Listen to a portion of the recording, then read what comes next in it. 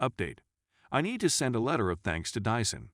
I discovered my wife 49F of 17 years, 18-month affair when I updated our fan filter on the app it uses. Part 2. I drank the rest of it down. There was just about a third of the bottle remaining. I apologized for not offering her any since she deserved none.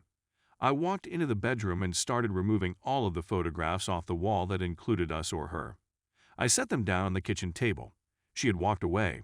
My attorney, or rather her paralegal, phoned to inform me that the petition for divorce had been completed and that I needed to sign off on it before it could be filed and STBXW served within 10 business days. I read it fast while high on fine scotch. I e-signed and sent it. I also received a text message from the AP wife. She thanked me grudgingly for this horrible but excellent insight. She refused to talk with me, but wanted to contact me to let me know.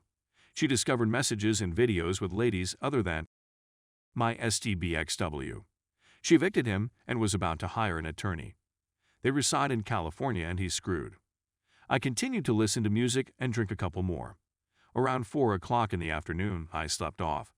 I heard her arrive at 10 o'clock, and she saw the collection of photographs and items that had once meant something to us. She started weeping and imploring me to speak to her, and I only had one question for her: why? She continued claiming that she didn't know. I called her terrible names and stated she made so many choices just to get to the first text. She was the one who initiated it. Due to my inebriation, I was a little loose with my tongue. I laughed at her and began taking off my clothes, pointing to my body and saying, "You threw away this. I'm going to get for it, but I'm 6'4", and weigh 200 pounds. I still jogged and lifted weights 4 times a week until last week. For some pot-bellied needle who wasn't going to do anything for her, I walked back to my room and took a shower. She was nude in the bed when I left. She lighted some lights and pleaded with me to her. I activated my camera and asked her to repeat what she said. I appreciate everyone who advised doing this just in case. For some reason, my erection did not do a good job of persuading her that I didn't want to. As a result, I did it. I was not a kind person. I pummeling her and placed her in awkward situations. I told her I needed and I didn't want to hear her plead for it. I captured everything. After that, I experienced a wide range of feelings. I adore her, yet I am uninterested in her. I despise her, and I have no opinion of her. I desire her and feel like I need her, yet thinking about us upsets me. We dozed off together. I awoke hungover and had difficulty looking at myself in the mirror. Tuesday D-Day +5. Therapy was a 2.5-hour session that she followed me to and wanted to know what I was doing. I told her I was going to counseling for the mental pain I had suffered after learning I had wasted much of my life on someone who couldn't even explain why she would cheat on me. I was a touch hysterical and teary-eyed. The majority of the conversation was seen by my soon-to-be new therapist. I cursed her and told her I hoped she was dead. Needless to say, my session was a whirlwind. He gave me some sedatives, and I had another shorter visit on Thursday. We spoke about my rage and betrayal, my emasculation, and my dread of the future. I said that I am afraid of the unknown. I felt like a full guy last week. I had a vision and objectives, and I had a partner to help me cope with any problems or impediments. I'm now a ship without a rudder or a mast. I have no feeling of direction, power, or a route out of this. He began discussing the why that I was curious about. It's not just one question. It's a fairly fascinating sequence of questions.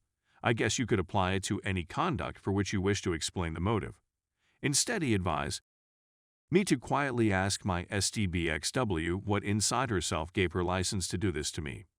There were numerous more to come, but this was the most memorable. When I informed him about he suggested that I establish precise ground rules for our physical connection.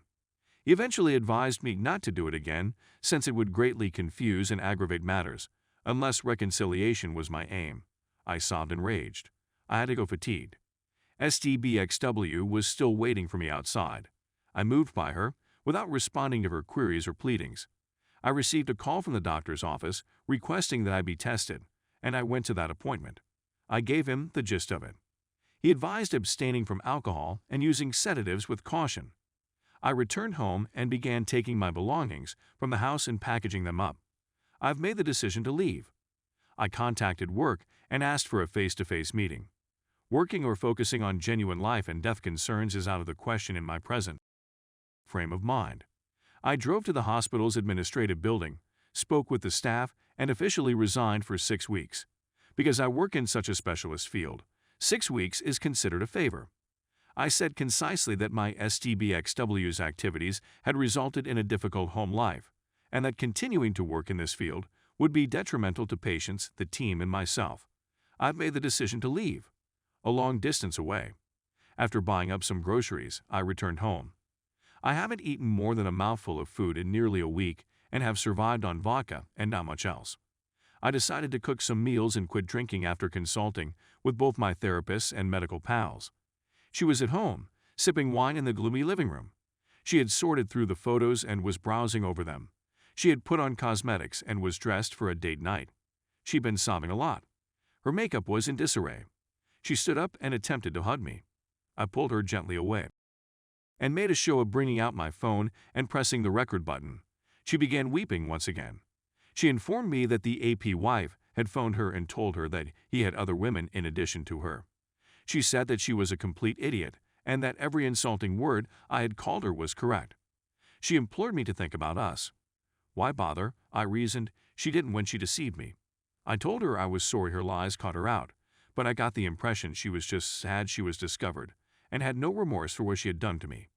I told her I thought she was sad she had to start again, and that she was more upset about that than she was about losing whatever love she had for me. When she chose to do this, she abandoned her love for me or us 2 years ago. I continued pouring it on top of her. I told her of my call to the corporate compliance line, as well as the particular guidelines she violated. I didn't yell or appear irritated. I was trembling a little, but it seemed like everything was leaving me in a hurry. I was both happy and depressed at the same moment. When I was through, I felt empty. I put away the little goods I had purchased and prepared a tiny sandwich before retiring to bed. She had returned. I took out my phone and told her, with the recording on, what my therapist had said regarding. Keep in mind that in 17 years, I can't remember ever refusing or declining from her. I requested that she leave and sleep in the guest bedroom. She declined, so I replied, all right, I'll do it then. Wednesday, D-Day +6. When I awoke, she was cuddled up next to me. I took a step back and performed some mild workouts. I've been working on my resume and sending out applications. By the end of the year, I might be working in Seattle. I adore my parents and will miss living just 20 minutes away from them, particularly as they age. I'm not going to be able to remain in this city. I don't want to think about running into her when this is finished. I want to be free of any repercussions of my feeling of loss and a lifetime of compromise. It was a gloomy day that poured intermittently for the most of the day. I met up with my closest buddy for an early supper and told him the lowdown. We made the decision not to drink. My attorney said that my departure would have no effect on the financial result. I'm going to live off my PTO until the end of October, and then I'm going to utilize half of our liquid money to move and settle. I'm feeling empty, and I'm trying to laugh at his amusing quips, but it's difficult. I constantly finding myself in a profound nothingness that has a strong draw on me. I've never considered taking my own life, but in the last few days/nights, I've had thoughts about it, daydreams of what life would be like if I weren't here. I'm going to tell my therapist about it tomorrow. STBXW has been going to the library and reading relationship literature I've been viewing via Google. Chump Lady is a book I've been reading. It's fantastic. She received a phone call from her workplace. I'd eavesdropped on a little amount of it, but despite her claim to be sick, I know she has a meeting tomorrow. She was in bed again, like she had been the previous evenings. I'm so torn. I just want to feel something, but all I feel is hatred and anger for her, so the only I want is cruel. I'll confess that during the brutal we had on Monday, I felt almost euphoric, but then there was a crash, and I was furious with myself the following day. I'm having some second thoughts about not wanting her back. I realize she made a major mistake, but I'm not sure I can forget or forgive her. I'm a jumbled mess. I explained her the ground rules for which I recorded on my phone. I informed her that it didn't imply reconciliation or any kind of secret indication that I wanted. I informed her that this was definitely unhealthy hysterical bonding. I informed her I wasn't going to be nice or considerate of her emotions or needs throughout it. She was teary-eyed and nodded in agreement. She answered gently, I deserve it. She then rolled over onto all fours. Thursday D-Day +7. She was spooning me when I woke up. I lay there for a long, listening to her breathing pattern shift. I could tell she was staring at me. With my back to her, I inquired about the nature of her encounter. She said that it was an HR representative and that it was most likely going to be awful. Yes, I said. She inquired as to what she might do to restore our rights and equality. I remained silent. On my end, she proposed an open marriage. She would not pursue anybody, but I could. No, I chuckled. I don't have faith in her. That seemed reasonable to her. We conducted this chat with my back to her since it was more comfortable than staring at her.